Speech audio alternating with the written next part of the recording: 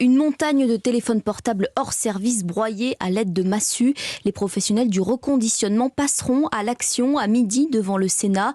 Ils protestent contre un projet de taxe baptisé « Rémunération pour copie privée » et destinée au monde de la culture. Elle ne concerne pour l'instant que les appareils neufs. Pour le secteur du reconditionné, une nouvelle taxe, c'est potentiellement le risque de freiner le développement d'une filière en plein boom. L'année dernière, 15% des téléphones vendus en France sortaient d'un atelier de reconditionnement. Les explications de Louise Salé.